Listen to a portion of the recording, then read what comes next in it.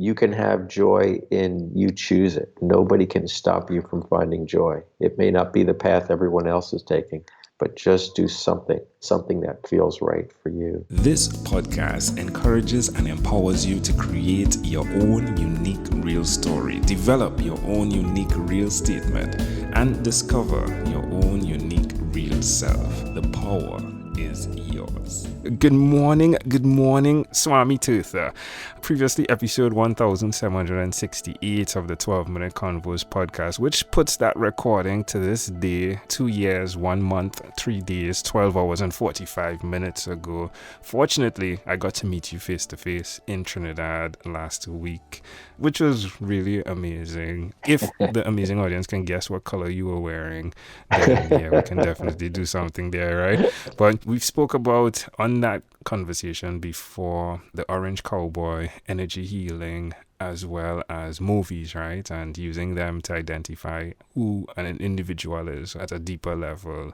Please give us an update. What's going on in your world today, my friend? Yeah, well, joy, Angel. And to everybody listening, wishing you joy and infinite joy and ever-growing joy.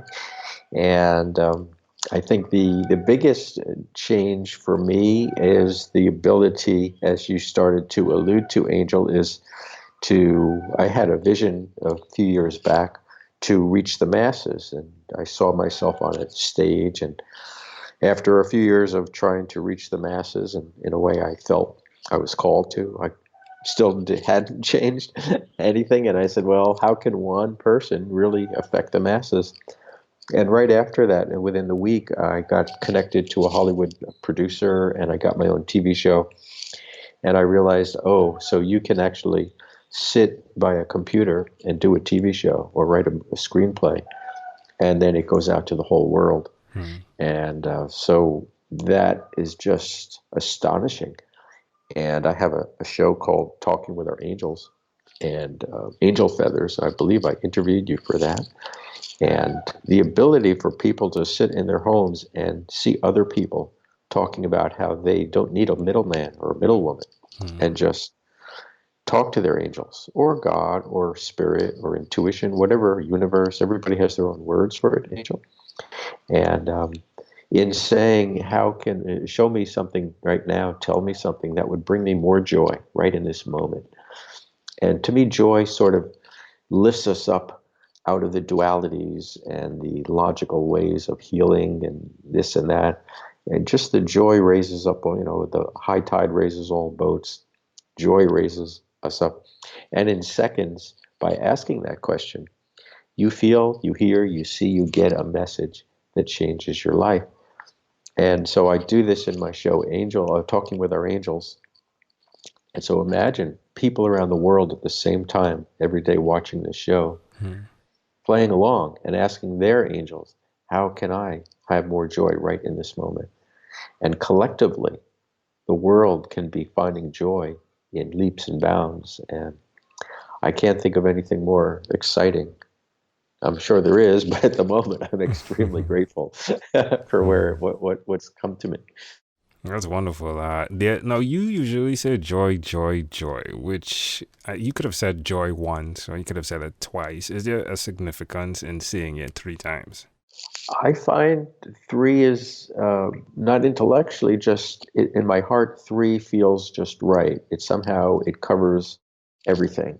I could give you intellectual reasons like the 3 worlds, the 3 doshas, the 3 gunas, mind, body, soul. But just the feeling of joy. I feel like I've said it all. I wished everybody in every dimension the best. And I love that. And if I had to dig deeper, I'd ask, do you or has your experience been one where you've seen different levels in joy occur in your life? Yeah, that's really a great, profound question, Angel. I liken it to an ocean. Sometimes the waves are very high, and sometimes the ocean is calm. So there are times like when I meet somebody that's extremely joyful, and it's joy, joy. And then there are times I wake up in the morning and it's joy. You can't. I don't know how we can at this moment anyway, operate on such a high level all the time. There seems to still need to be cycles. How important is that to be able to understand the cycles of life? I think part of the joy, part of the new era we're in, the 2020 December winter solstice, is according to the astronomical placement of Jupiter and Saturn, literally the beginning of the new era and the end of the industrial era, the robotic era. And with that, in the age of joy, it's called the age of joy. I was told that by my angels, and other shamans around the world have validated that. They were told that. And so I believe we're out. The age of information was a very short-lived one with the computer. And we see we can't do anything but get burnt out with all the information. We can't even use it all. And we need to go to a higher dimension to know and live and breathe and celebrate. And so that would be emotional. That would be through music, through art, through dance, through laughter, and beauty of nature, love of one another.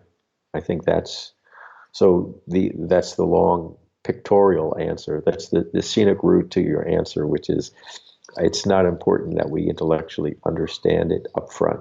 I think it on the back end, when we hear it intellectually, we go, oh, so that's where I got to. But I think we're going to be getting there more and more through the experience. No, there has to be a physical side of you that is strong. And of course, I saw you and you're a fit guy. Yeah. So, how do you keep your physical body then on point with what's happening on a spiritual plane as well? Yeah, that's really important, Angel, because a lot of times people mistake intellectual insight, understanding for the real thing. Like they say, oh, we're all one, everything's one. And so I don't have to take care of my body. And I say, well, if we're really all one, and you're the one with this wall, let's see you walk through the wall. Then they come down to earth a little bit. For me, and it's always I can be more fit. Main thing is eating an Ayurvedic lifestyle, a vegetarian lifestyle. Not that you have to have that. Some people have other styles and other like Chinese or macrobiotic or any number of healthy lifestyles. I walk, I do yoga and breathing exercises, and then the mindset, really, how the mind is like either positive or negative. So joy or depression, so to speak. And when our mind goes into negative, our whole body follows suit. The cells in the body, and Bruce Lipton, I think is a biochemist. He's written a number of really amazing books that document that what we think we tell the cells of our body, and they say, okay, so let's slow down, let's get depressed, let's be sick. So one of the things to do to help our physical, along with food and exercise and walking, is a state of positive emotions and mindset, life purpose, a reason to be on this planet. Very important. Joy, joy, joy, folks. Joy, joy, joy. I love the fact that joy as well is spelled with those three letters. It's so Yeah. impactful with just these three letters, right? And I think as well, meeting you and experiencing your energy and the space you hold for a conversation, as well as the servitude. So there was a servanthood leadership model that I experienced in meeting you, where it's similar to what happens when there's washing of feet, right? I think I equate it to cooking. When someone's cooking for you, it's something that you're preparing that brings sustenance, and the joy you put into it comes about, and it's then a meal, right? Right. And you did that, and it tasted great as well, right? Now, is that something you teach others as well? I do. I teach Ayurvedic cooking, and really it's pretty simple. Once a couple of lessons, and then it's experiment. It's not brain surgery. It's learning your dosha. It's a couple of little types of foods, and then after that, you just substitute in your own vegetables and grains and beans and all that. Now, there are people who are world-class chefs, but I just want to show you how you can, in 10 minutes, cook a healthy, delicious, divine, spiritual meal. Yeah, it really felt like that, folks. Like my mouth is watering right now. And let's stop that. So, where's the best place for someone that's listening to connect with you or even check out the book as well, the Ayurvedic Encyclopedia? Yeah, the orangecowboy.com is the best place for everything. That's the core. And off of that, you can go to talkingwithourangels.com. You could go to the Orange Cowboy YouTube, where I have clips of the show. I will be starting to put clips of the cooking, and Amazon. There's links on my website, but you can go to Amazon directly and look up. I have 5 books, and Ayurveda Encyclopedia is one of them. Love it. Well, my friend, this is such a grand opportunity. I did have some guests that passed on the podcast, and it brought me to the reality of a thought that this is a lot more than just a conversation. It's the opportunity to immortalize the voice of an individual. And I'm very, very much glad, both me as Angel and my stomach as well, that I met you. The cells in your body, and 12 minutes is 2, and 1 in numerology is 3. There it is. So there's your path to 3. I appreciate to freedom. I appreciate that. So, well, I look forward to getting to meet you again. Of course, you'll have to come visit close by, yeah. Right. But again, thanks for passing by, Swami Tirtha. In closing, is there anything else you'd like to share with our amazing audience? You can have joy in you choose it. You choose it. Nobody can stop you from finding joy. It may not be the path everyone else is taking, but just do something crazy, unplanned, but something that feels right for you, that you live your goal today as best you can. That's it. Swami, again, a pleasure. I treasure. Thank you for being on What is Inspired by 12-Minute Convos with Angel Jones.